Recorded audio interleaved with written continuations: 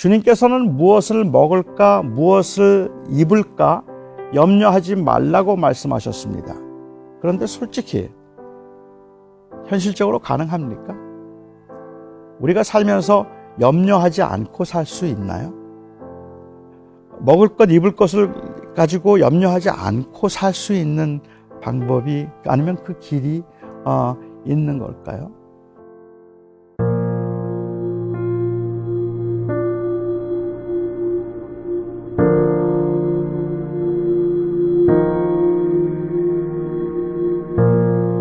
네, 이제 사실 살면서 불안이나 아니면 걱정, 근심이 생기면 어쩌면 믿음 생활을 잘 하려고 애를 쓰고 교회 생활을 하는 분들의 입장에서는 이렇게 걱정하고 있는 그 자신이 믿음이 없는 것처럼 보여지거나 혹은 내가 바로 믿고 있지 않다는 생각에 불필요한 죄책감을 갖게 되기도 하는 것 같습니다. 사람들이 그렇게 불필요한 죄책감을 가지고 염려라는 행위 자체에 대해서 우리가 잘못하고 있다고 생각하는 이유 중에 하나가 있다면 아마도 예수님께서 하신 말씀 때문에 그렇겠죠. 아무것도 염려하지 말라고 말씀하셨잖아요. 너희는 먼저 그의 나라와 그의 의를 구하라. 그리하면 이 모든 것을 더하시리라 라고 말씀하시고 무엇을 먹을까, 무엇을 입을까 염려하지 말라라고 그렇게 말씀을 하셨습니다. 염려의 문제를 해결할 수 있는 방법은, 비결은 아무것도 염려하지 않고 주님께 맡기는 것이다 라고 그렇게 생각을 할 수가 있을 것 같아요. 근데 저는 이제 성경을 볼 때 자칫 우리가 우리의 그 연약한 한계 때문에 불가피한 일일 수도 있겠는데 우리는 자꾸 성경을 보면서 비결을 찾고 싶어 합니다. 그리고 노하우를 알고 싶어 하죠. 그러니까 어떻게 하면 염려하지 않고 살 수 있을까? 먼저 그의 나라를 구하면 하나님이 다 채워주시니까 아무 문제가 없을 거라고 생각을 하는, 그게 방법이라고 생각을 하는 겁니다. 그것처럼 성경을 보면서 히스기야 왕이 병이 나았다고 하면, 그러면 히스기야 왕이 어떻게 병이 나았을까를 보면서 우리도 어떻게 하면 그 질병에서 고침을 받을 수 있을까 생각을 한다든지, 여리고 성이 무너진 것을 보면서 사람들은 여리고 성이 왜 무너졌지? 그 여리고 성이 무너진 것은 전적으로 하나님의 능력 가운데 되어진 일인데 사실은 순종을 요구하셨던 일이죠. 그런데도 우리는 거기에서 여리고 성이 무너졌던 그 노하우를 찾으려고 합니다. 성을 돌아서 그렇다? 하루에 한 바퀴씩 돌고 7번째 날 7바퀴를 돌아서 그렇다? 만일 다 그렇게 말씀하진 않겠지만 어떤 분이 그래서 땅밟기를 말한다면, 그 성을 돌면 하나님이 그 성을 무너뜨릴 거라고 생각을 한다면, 하지만 여리고 성의 그 사건은 사실은 어떻게 하면 성이 무너지는가를, 어떻게 하면 승리하는가를 가르쳐 주신 것은 아닙니다. 가나안 전쟁 가운데 여리고 성을 무너뜨린 사건처럼 이와 같은 일은 단 한 번도 그 이후에 일어나지 않았습니다. 오히려 여리고 성의 사건은 순종함을 보여주신 것이, 하나님의 능력보다도 하나님의 능력을 보여주기 위함이었다면 굳이 그 백성들로 하여금 성을 돌게 하실 이유도 없었을 것 같아요. 그냥 줄 세워놓고 봐라, 그리고 그냥 무너뜨리셔도 될 텐데, 그들이 어떻게 순종을 통해서, 그리고 그 아이성에서의 그 불순종을 통해서 어떻게 이스라엘 백성들이 가나안에서 전쟁을 해야 되는가를 주님께서 말씀하셨다면 이건 전쟁을 이기는 노하우를 말하고 있는 것은 아니었다고 생각을 하는데, 그런데 아무것도 염려하지 말라, 무엇을 입을까 무엇을 마실까 염려하지 말라, 먼저 그의 나라를 구하라, 그러면 나머지는 다 해결된다. 이것도 마치 그런 노하우를 말씀하시는 것처럼 생각하는 경우가 있는 것 같아요. 행상을 하는 한 분이 계셨습니다. 근데 그분이 행상을 하면서 아주 힘들게 살았어요. 어렵고 버겁게 살면서도 마음에 가지고 있던 꿈이 있다면, 내가 이제 돈을 좀 모아서 그 돈을 가지고 시장 어귀에 가게터를 하나 장만하는 것, 그래서 더 이상은 행상을 하지 않고 가게를 운영하는 것, 그것이 그분의 꿈이었습니다. 그래서 정말 열심히 일을 하고 어느 정도 돈을 모았는데, 이분이 다니는 교회에서 부흥회가 있었어요. 건축을 위한 부흥회였습니다. 그리고 그날 부흥회를 하면서 강사 목사님이 하셨던 말씀이 하나님은 새빵살이를 하는데 교인들은 좋은 집에 산다고 이야기를 하고 먼저 그의 나라와 그의 의를 구하면 다 해결될 텐데 먼저 그의 나라와 그의 의를 구하지 않고 세상 일로 염려를 하고 있기 때문에 삶이 지지부지하다라고 그렇게 말씀을 하셨습니다. 그래서 그 말을 듣고 이 여인은 이 정말로 그렇다는 생각에 그가 그동안에 모아두었던 모든 이 돈을 건축 헌금으로 드렸습니다. 하나님께서 다 해결해 주시고 채워 주실 것이라는 믿음으로 말이죠. 보통은 이런 간증이 끝나고 나면 그 간증의 결과가 그렇게 했더니 하나님이 무상으로 그 가게터를 하나 얻게 해 주셨다든지 아니면 몰랐던 유산을 얻게 되었다든지 뭐 그렇게 끝날 수 있을 것 같아요. 저는 이 여인이 그런 간증을 한다면 저는 그게 틀렸다고 생각하지는 않을 것 같습니다. 그게 틀렸다고 말하지는 않을 것 같은데 그 이유는 그건 그 여인에게 어떤 사정이 있었는지 그 교회가 어떤 사정이 있었는지 모르기 때문에 저는 함부로 판단하고 싶은 마음은 없습니다. 하지만 일반적으로 그 간증이 갖는 위험이 있다면 그것은 바로 조금 전에 말씀드렸던 것처럼 공식화의 문제라는 말입니다. 일반 특별한 경험을 자꾸 일반화시키려고 하는 경향이 있죠. 내가 이런 은혜를 받았으니까 당신도 이렇게 하면 은혜를 받습니다. 내 기도가 이렇게 해서 응답됐으니까 당신도 그렇게 하면 응답이 될 겁니다. 나는 이렇게 살았더니 하나님이 복을 주셨는데 당신도 이렇게 살면 큰 복을 받을 겁니다. 라는 식으로 그들이 경험하고 있는 그 특별한 하나님의 은혜를 자꾸 일반화시키고 공식화시키려는데 문제가 있다라고 볼 수 있을 것 같아요. 이런 간증이 가질 수 있는 두 번째 문제가 있다면 그것은 성과 속의 구분이라고 저는 생각을 합니다. 그러니까 일반적으로 교회와 관계된 것 아니면 종교적인 일들은 거룩한 일이라고 생각하고 세상적인 일들이나 일상생활에 필요한 것들은 다 세속적인 일이라고 생각을 합니다. 먼저 그의 나라와 그의 의를 구하라고 말하면 이 말의 의미가 먼저 그 종교적인 일들을 하면 교회 봉사를 하면 교회를 잘 섬기면 그러면 하나님께서 나머지는 잘 해결해 주신다라고 그렇게 이해를 하고 있는 것이죠. 그럼 우리는 종종 그래서 교회와 교회 밖 아니면 종교적인 것과 비종교적인 것 이것을 나누어서 성과 속으로 구분하려는 그러한 경향이 있지 않을까라는 생각을 해요. 그래서 하나님 앞에 먼저 그의 나라를 구했더니라는 말은 먼저 교회에 헌금했더니 먼저 봉사했더니 라는 말로 이해를 하게 되고 그러면 하나님이 다 채워주신다라고 생각을 하는 겁니다. 하지만 이것은 제가 생각할 때는 심각한 이원화라고 볼 수 있지 않을까 하는 생각을 합니다. 주님께서는 무엇을 먹을까 무엇을 입을까 염려하지 말라고 말씀하셨습니다. 그런데 솔직히 현실적으로 가능합니까? 우리가 살면서 염려하지 않고 살 수 있나요? 먹을 것, 입을 것을 가지고 염려하지 않고 살 수 있는 방법이 아니면 그 길이 있는 걸까요?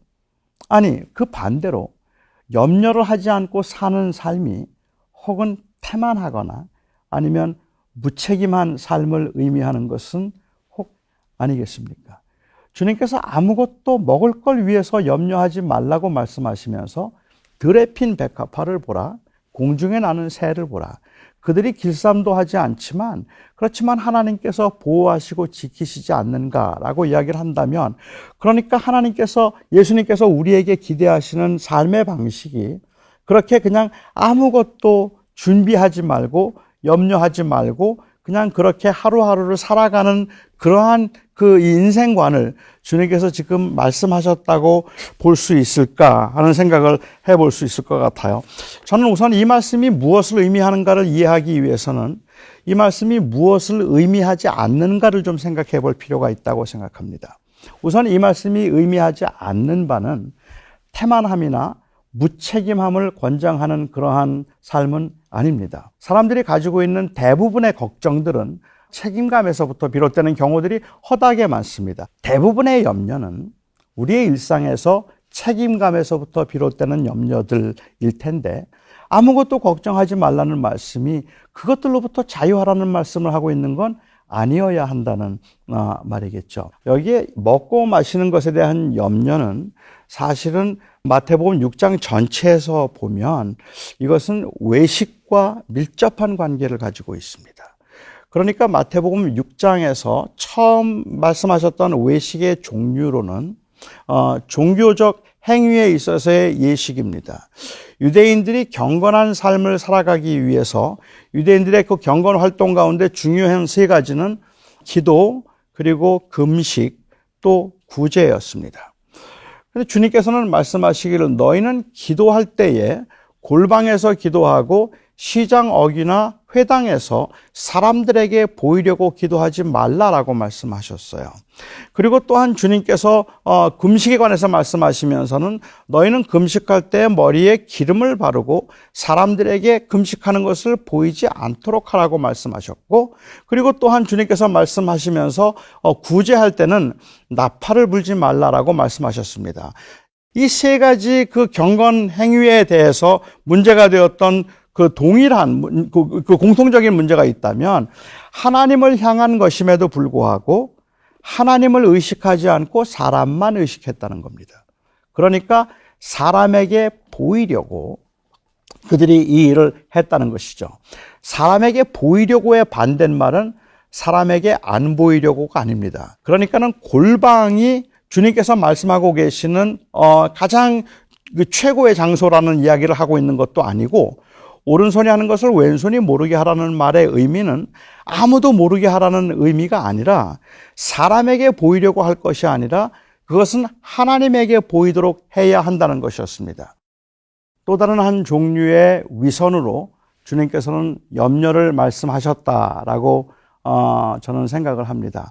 그러니까 먹고 사는 문제에 있어서는 우리가 하나님의 주권을 인정하지 않으려는 그러한 모습인 거죠.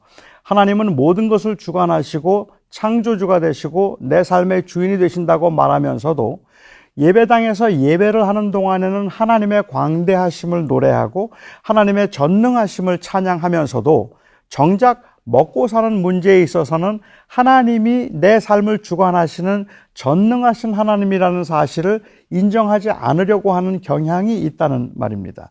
이것은 이원화의 결과라고 볼 수 있겠는데, 그러니까 사람들이 교회에서 찬양을 하면서 하나님은 광대하시다, 하나님의 은혜를 높인다면 그것은 결코 진실한 마음으로 한 것일 수도 있어요. 그런데 일단 교회 문 밖에만 나가면 먹고 사는 문제에 있어서는 하나님의 주권을 인정하기보다는 오히려 내가 내 삶의 주인인 것처럼 그렇게 행할 때가 있다는 말입니다. 한 청년이 저한테 그런 이야기를 해요. 교회 장로님 때문에 너무 힘들다는 이야기를 하는 거예요. 그래서 제가 무슨 일이냐 그랬더니 그 장로님이 운영하시는 회사에 지금 다니고 있는데, 그런데 이 장로님이 회사에서는 너무 인색하고 너무 무정한데 교회에서는 너무 친절하고 너무 자비롭다는 거예요. 그 청년이 보기에는 너무 위선자 같다라고 이야기를 해서 제가 그 청년에게 그런 이야기를 했습니다. 이건 어쩌면 위선의 문제라기보다 이 신학적 오리엔테이션의 문제일 수도 있겠다. 그 장로님은 어쩌면 교회에서 겸손하고 그리고 온유함은 이것은 위선이 아니라 진심으로 교회에서는 온유하고 그리고 겸손한 거다. 그리고 직장에서 무례하고 교만한 건 진심으로 교만하고 무례한 거다. 그런데 신학적인 오리엔테이션에 의하면 교회는 그렇게 해야 되는 것이고 직장은 또 다르게 해야 되는 것이라고 그렇게 두 개의 다른 이 기준을 가지고 살아가게 만들었다는 거죠. 그러니까 예배를 하거나 아니면 종교적 행위를 할 때는 하나님의 거룩하심을 인정하지만 먹고 마시는 문제에 있어서는 하나님을 인정하지 않으려고 했던 그런 성향에 대해서 주님이 말씀하시면서 먹고 마시는 문제도 하나님의 손안에 있다. 이것은 먹고 마시는 것에 대해서 염려하는 행위를 주님께서 지금 하면 안 된다고 말씀하시는 것이 아니라 바로 그 세계관을 말씀하고 계시다는 거죠. 먹고 마시는 문제는 신앙의 영역이 아니라고 생각하는 그 세계관에 대해서 주님께서 지적하시면서 무엇을 먹고 무엇을 마시는가를 염려하지 말고 먼저 그의 나라를 구하라. 이것은 하나님의 다스리심을 구하라. 그리할 때 모든 먹고 마시는 문제들에 있어서도 사실은 해결이 있다는 말씀을 하시는 거라고 볼 수 있을 것 같습니다. 또 하나 생각해 볼 수 있는 것은 주님께서 말씀하신 무엇을 먹을까 무엇을 마실까 염려하지 말라는 이 말씀을 우리는 자꾸만 율법으로 들으려는 거죠. 명령으로 듣는 겁니다. 그런데 저는 이게 명령으로 들을 것이 아니라 이것은 위로로 들어야 된다고 저는 생각합니다. 살아가면서 굉장히 버겁고 힘든 상황이 있을 때 주님께서 하시는 아무것도 염려하지 말라는 말씀은 염려하는 게 죄가 된다고 지금 책망하고 계시는 것이 아니라 염려할 수밖에 없는 상황에서 하나님을 기억하라는 그러한 위로의 말씀이라고 보는 것이 더 마땅하겠다는 생각을 합니다. 철로역정을 보면 이 순례자가 여행을 하는 길에 굉장히 많이 지칩니다. 너무 많이 지쳐서 힘들어 하는데 한 굉장히 아름다운 정원이 있는 집 앞을 지나가게 돼요. 그 집 앞을 지나가는데 그 집에 들어가서 쉬었으면 좋겠다는 생각을 합니다. 안에서 정원지기가 들어와서 쉬라고 들어오라고 해요. 그래서 그 문 안으로 들어가려고 하다 보니까 그 문 어귀에 사자가 있는 거예요. 사자가 으르렁거리고 있어서 무서워서 들어가지를 못합니다. 당연히 못 들어가겠죠. 그래서 막 못 들어가고 쩔쩔매고 있는데 이 안에 있는 동산지기가 말해요. 아무것도 걱정하지 말라고, 잘 보라고. 그 사자는 사슬에 묶여 있었어요. 그래서 절대로 그를 해칠 수 없는, 물 수 없는 상황에 있었습니다. 그러니까 아무것도 염려하지 말고 들어오라고 격려를 합니다. 하지만 이 순례자는 못 들어가요. 사자가 묶여 있다는 것을 머리로는 알겠는데, 그런데 실제로 그 사자가 물 수도 있다는 생각, 그리고 그 두려움 때문에 발걸음을 떼지 못합니다. 안에서 계속해서 격려합니다. 걱정하지 마. 염려하지 마. 괜찮아. 그러니까 들어와라. 그 말을 듣고 조심스럽게 한 발을 내딛었다가 사자가 으르렁거리면 또 뒤로 물러서고 또 으르렁거리면 또 뒤로 물러서는 상황이죠.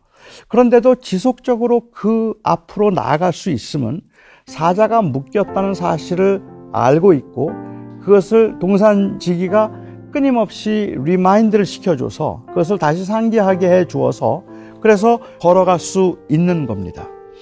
주님께서 우리에게 아무것도 염려하지 말라고 말씀하실 때 이 말의 의미는 염려라는 행위를 하는 것을 책망하고 계시는 것이 아니라 정말로 그 물결이 거세다는 것도 알고 있고 그리고 우리 앞에 놓여 있는 그 문제가 굉장히 심각하다는 것도 알고 있지만 우리의 삶 속에서 일상적인 것들 혹은 일반적이고 먹고 사는 그 문제에서 오는 그 부담과 불편함 가운데 있더라도 너희는 아무것도 염려하지 말라는 말씀은 이건 오히려 위로라고 생각합니다.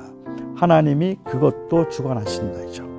하늘에 나는 새를 보라. 들에 핀 백합화를 보라. 하나님이 지키시지 않는가. 그래서 그들이 살아가고 있지 않은가. 이 말은 결국은 그러니까 하나님께서 우리를 그렇게 지키시고 다스리시니까 먹고 사는 문제 항상 우리를 누르고 힘들게 만들기는 하지만 그래도 염려하지 말라. 가족이 아프다는데 염려가 안 되겠습니까? 사랑하는 자녀들이 삶의 방향을 찾지 못해서 방황하고 있는데 왜 걱정이 안 되겠습니까? 염려할 수밖에 없는 그 상황에서도 하나님을 놓치지 말라고 하나님이 주관하시고 그리고 그 나라와 그의 의를 구하라. 하나님이 다스리심을 잊지 말라는 그러한 말씀이라고 볼 수 있을 것 같습니다. 종종 여러분들이 그 교인들 중에 저에게 그런 질문을 하세요. 믿음이라는 게 뭡니까? 라고 물으면 저는 이제 믿음이라는 것은 모든 것을 제자리에 놓고 보는 것입니다. 라고 그렇게 대답을 하기도 합니다. 여러분 손가락 2개면 세상을 가릴 수 있습니다. 손가락 2개면 세상을 가릴 수 있습니다. 언제 그럴까요? 손가락 2개를 눈에 가까이 가져왔을 때 그렇습니다. 이 손가락 두 개가 클로즈업이 되고 나면 다른 건 아무것도 안 보이고 손가락만 보입니다. 그러면 그냥 세상이 캄캄해지는 거죠. 저는 믿음이라는 것이 무엇일까? 그리고 그 고난 가운데 우리가 하는 기도가 무엇일까라고 말하면 이 손가락을 없애버리는 것이 아니라 손가락을 끌어내려서 제자리에 놓고 보도록 하는 것입니다. 그 손가락을 끌어내려서 제자리에 놓으면 그 너머에 길들이 보이고 하나님이 보일 수 있기 때문에 그렇습니다. 사실 요즘 세상은 참 살기가 힘들어요. 근데 요즘 세상뿐만 아니라 인생은 사람이 살기에는 좀 버겁다 했던 그 어떤 분의 말이 맞는 것 같아요. 걱정이 끊이지 않고 그리고 마음속에 불안함이 있고 염려가 있습니다.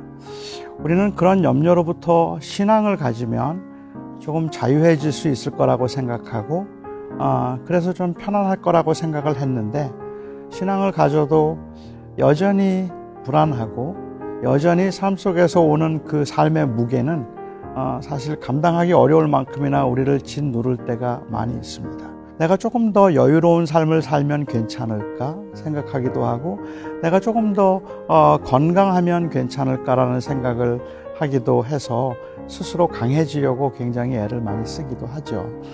하지만 그 인생이 그렇게 한다고 해서 그 염려와 불안이 사라지는 것이 아니라면 우리는 우리의 삶의 현장에서 굉장히 힘들고 버겁지만 이걸 나 혼자 살아가고 있는 것이 아니라 하나님이 나와 함께 하시고 나와 동행하신다는 사실을 우리가 확인하고 인정하는 게 중요하겠다는 생각을 합니다. 그게 바로 위대한 신앙의 힘이겠죠.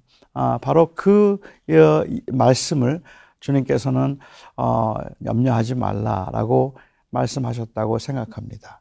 여러분들의 삶의 현장에 여전히 버겁고 힘든 일들이 많이 있지만 제가 감히 여러분들에게 괜찮습니다, 염려하지 마세요 라고 말한다면 여러분들의 이 삶의 현장에서 느끼는 그 무게를 무시해서 하는 말이 아니라 정말로 하나님께서 우리와 동행하시고 지켜주실 것이니까 괜찮습니다라는 그러한 의미입니다.